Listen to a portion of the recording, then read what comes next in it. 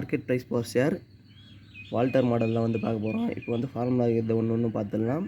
டிஆர்கேஇ, அதாவது dividend per share, rate per return, cost of capital, earning per share. Earning per share என்றது ஒரு share வந்து எவ்வளோ earn பண்ணிக்குது.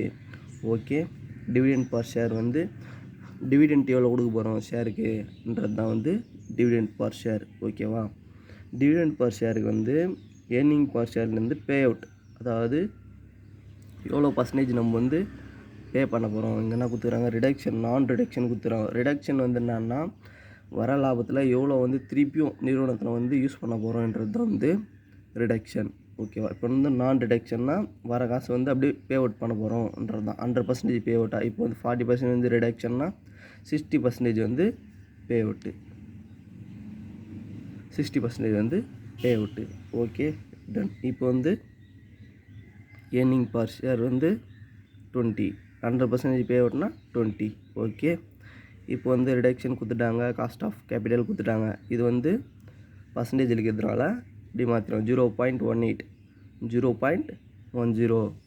ஓகே, இப்போ வந்து ஃபார்முலாவில் அப்படியே போடலாம். Market price per share 20, D வந்து 20, ஆர் வந்து 0.18, கே வந்து 0.10, 0.10, இங்கே வந்து 20, இ வந்து 20, டி வந்து 20.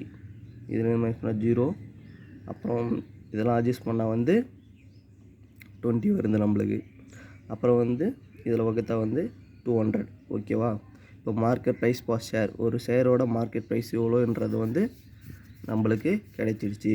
இப்போ வந்து நம்ம என்ன பண்ணலாம், ஈக்விட்டி ஷேர்ஸ்லேருந்து மார்க்கெட் ப்ரைஸ் பர் ஷேரை பெருகினா வந்து வேல்யூ கிடச்சிரும், ஃபுல் வேல்யூ. அதாவது அந்த ஈக்விட்டி ஷேரோட ஃபுல் வேல்யூ வந்து நம்மளுக்கு கிடச்சிரும். ஓகே, இதுதான் வால்டர் மாடலில் வந்து மார்க்கெட் ப்ரைஸ் பர் ஷேர் கண்டுபிடிக்கிறதுக்கான ஃபார்முலா. Okay, ton.